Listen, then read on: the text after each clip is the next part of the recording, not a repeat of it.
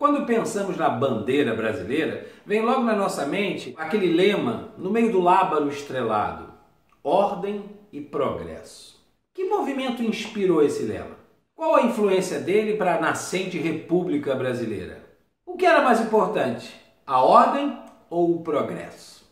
Seja bem-vindo ao canal do Guaral para pensarmos juntos esses dois conceitos, ordem e progresso, na história da República Brasileira.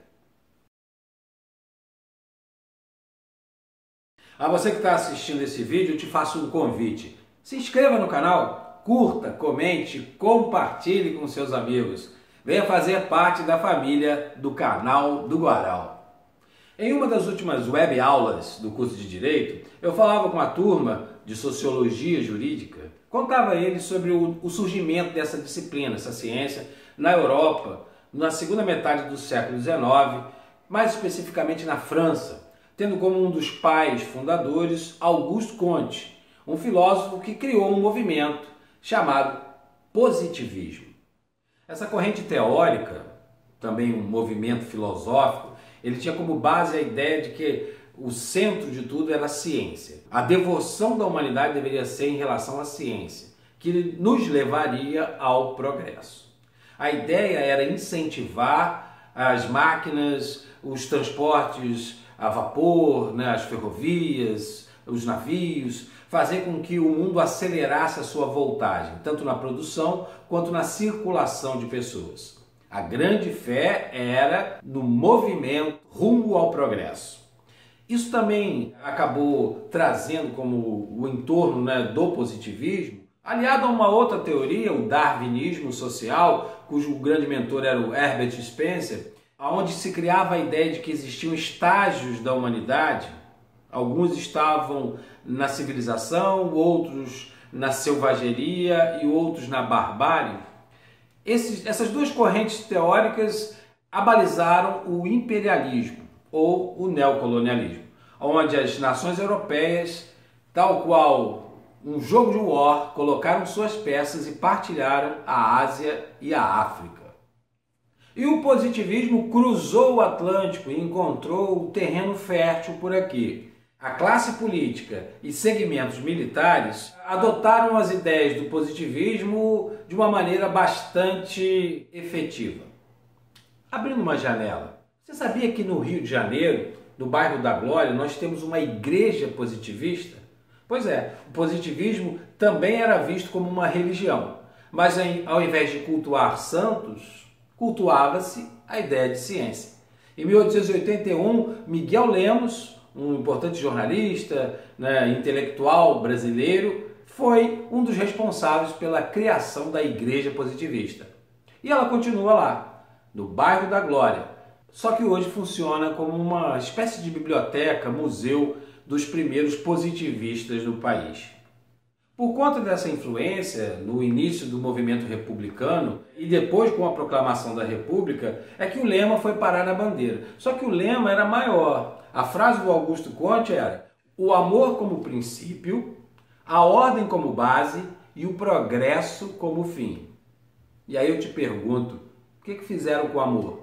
Será que amor e república não combinavam? Entre os diversos projetos em disputa naquele nascimento da República Brasileira, o próprio 15 de novembro foi emblemático de um grupo, de uma ala que era a ala dos positivistas, capitaneado por Quintino Bocaiúva, Benjamin Constant e o próprio Marechal Deodoro da Fonseca. Dizem as más línguas que o Deodoro estava com muita fé naquela manhã de 15 de novembro e ele achou que fosse uma ação rápida e ele teria colocado a farda em cima do pijama, mas quando ele chegou na praça pública ele percebeu que a coisa era muito maior. Aliás, Deodoro era amigo pessoal de Dom Pedro II. E essa cisão, com esse fim do Império Brasileiro, estremeceu uma longa amizade entre Deodoro da Fonseca e o antigo monarca Dom Pedro II. O próprio 15 de novembro foi uma grande festa.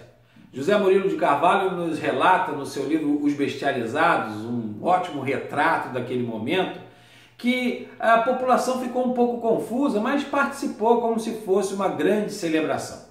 Os militares nas ruas parecendo uma parada e vários símbolos se misturaram naquele contexto. Enquanto uns cantavam o hino francês, a Marselhesa, outros circulavam com uma bandeira muito parecida com a dos Estados Unidos. Aliás, esses símbolos entraram em choque, em conflito, no início dessa República Brasileira. E aí chegamos na frase simplificada, ordem e progresso na bandeira, sintetizando essa ideia da República no Brasil. E o que era mais importante para a elite que estava naquele contexto, iniciando um novo sistema político no país? O discurso colocava o progresso como a grande meta, mas para isso era preciso manter a ordem. Como manter a ordem? Na base do cacetete. A violência, a coerção policial, o aparato das normas jurídicas se torna coercitivo. Para quê? Para manter a harmonia social e, com isso, manter as classes populares fora da esfera de poder, sob o domínio das elites. Ou seja, tudo continuaria, de certa forma, do mesmo jeito. O título do José Murilo de Carvalho traz essa reflexão. Bestializados, o povo assistiu bestializado àquela transformação política. Mas depois ele coloca a seguinte ideia: o povo talvez tenha sido bilontra ou esperto, no sentido de entendeu completamente que aquela mudança não ia impactar em nada a vida de cada indivíduo. Tudo ia continuar como antes no quartel de Abrantes.